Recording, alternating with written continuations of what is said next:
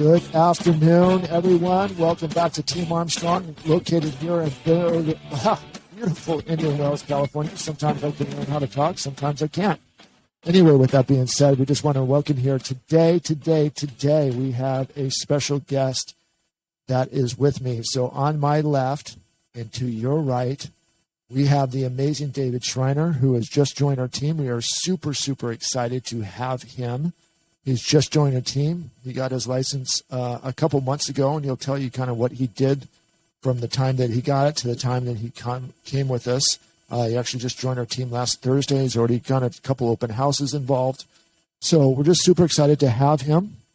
With that being said, Mr. David Schreiner, welcome to Team Armstrong and Coldwell Banker, man.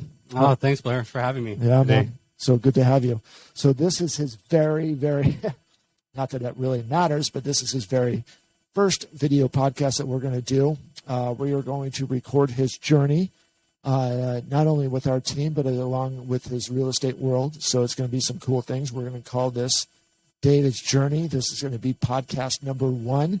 So if you want to follow along over the next couple of weeks, months, and years, we would really, really appreciate that. As always, you can find our videos on YouTube. So if you haven't subscribed to our channel yet, please go to Team Armstrong on YouTube, subscribe to that channel, and you will be let know when we put a new video out. We'll have a ton of content, not only about our agents, but we also have some city leaders that not only work for the city, but also are entrepreneurs of the city. So with that being said, David, got your license back in June. I did. What the heck did you do after you got your license?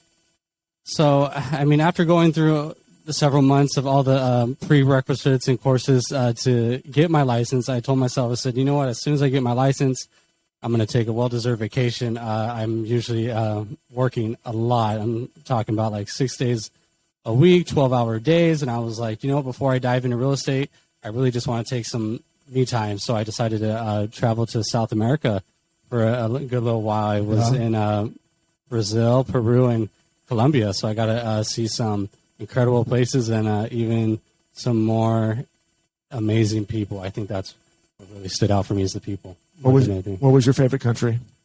Colombia. It's my second time. This year I was in the capital, Bogota.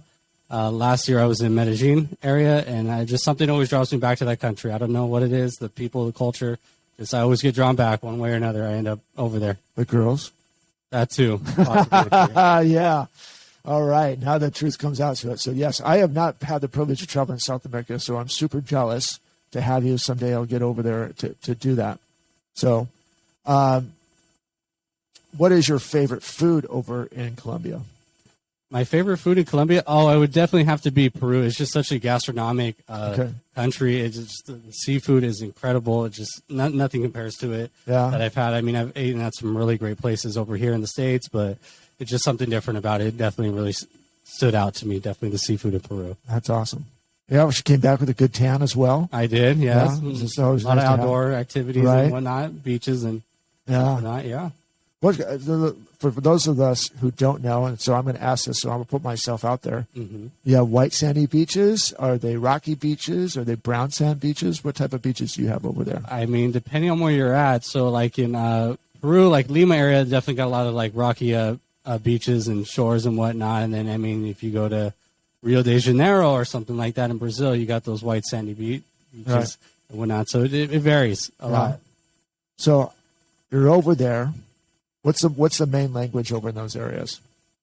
So Brazil, it's mainly Portuguese. Very, very little English and very even little Spanish. It's incredible because Brazil's surrounded by all Spanish-speaking countries. So they're kind of on their own with that right there, and then the rest of it, it's all Spanish predominantly in South America. Okay, so are you fluent in Spanish, or do you just get by talking into your phone and saying, hey, this is what I need to say? I just kind of like traveling throughout like the past years and whatnot. I kind of, I'm able to understand more than I can speak, so I have a good understanding. And then, like you were saying, if you need any more clarification, just use Google Translate for your phone. I think that's very helpful. Super nice, right? Thank gosh for that. Right? Oh, man, I can't imagine being without that. Now there's sometimes I need it here. Anyway, with that being said, man, so we want to welcome you back. You just got back. When did you get back from your vacation? Mid-September. Mid-September. started doing some, I know that you did some due diligence beforehand about looking for some different companies. You went around the desert. You looked at the leaders in real estate. Let me ask you this. And again, guys, I just want to let you know this is non-scripted. He has no idea what I'm going to ask him yet. I don't have any idea what I'm going to ask him. But that being said is you looked at a lot of companies, which is super smart. What brought you to Coldwell Banker? What was the attraction to using Coldwell Banker as your brokerage?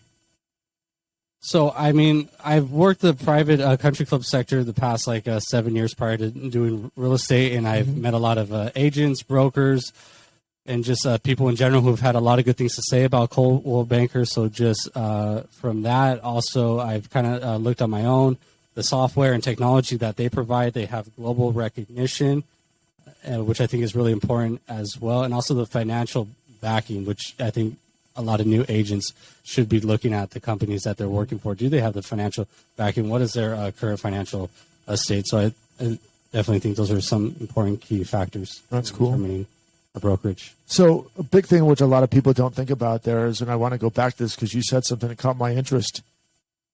Why is it so important to have global recognition to you?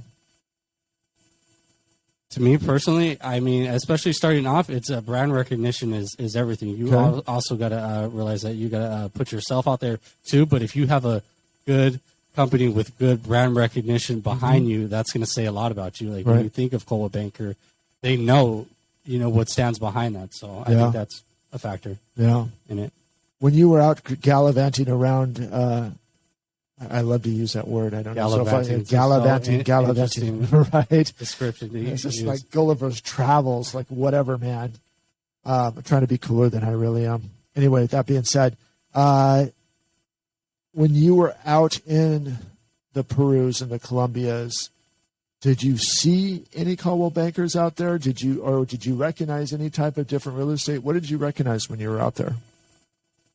So I did recognize. I personally didn't see any Coldwell Banker offices. Maybe just the areas I was in. Sure. But yeah, it's definitely very interesting the way they have real estate over there. I mean, it's very different. I mean, for example, I had just one of my how would you say, one of the persons I was renting my apartment from. He owns like 20 or 30 properties. I mean, he's pulling up, just board shorts, flip flops, and he's got a backpack, just rides around all day in that. And he's like, okay, yeah, he's like showing me all these contracts, and this is kind of what he does. And then Peru, it's kind of a little bit different as well. Colombia had a little bit different way of the way they engage in real estate. I guess it was very interesting, the different dynamics of how it plays over there. Yeah, kind of different, huh? Yes, exactly. Don't have big golf courses and homes on the side of the mountain in the desert, right? No.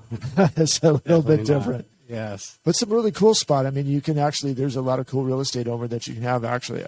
I'm sure one day that I'll get over there, or one day you can take me over there and kind of show me around, since you're the well-traveled man especially over in Colombia. Yeah. So I definitely, I mean, within the next couple of years, I do want to have one or two rental properties out there, as long as I want to do some things in California as well. But I definitely see an emerging market now that we're kind of getting to the end of the COVID era.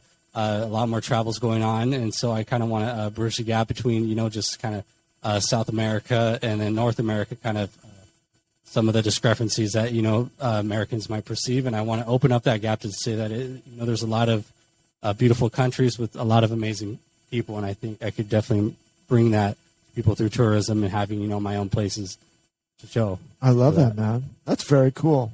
Thank you for sharing that with me, brother. Yeah, that's really cool. Yeah, I think that's a big thing. One thing it's come into my mind is, I said all of our conversations are super organic, raw. So I have no hidden agenda here. But here's a question: you traveled over South America. The media would make you believe that it is a nightmare to travel anymore. How was your journey? Was it easy? Was it challenging but manageable?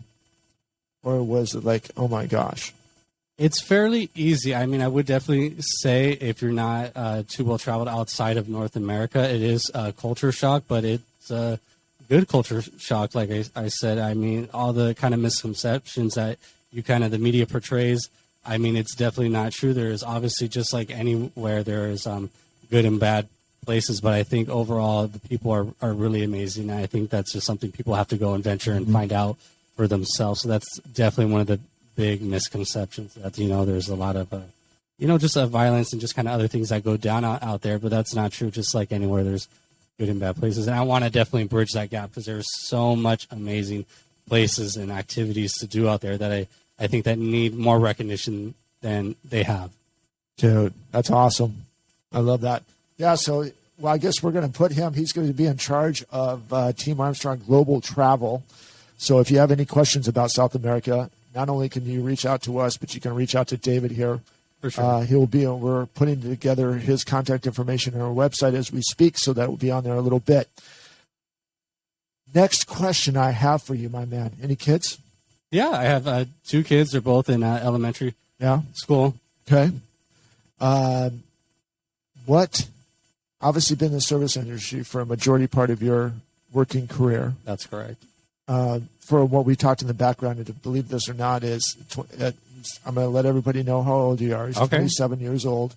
But he is a 16-hour-a-day, 6-day-a-week worker. So I asked him what his activity is. He's like, man, I just work.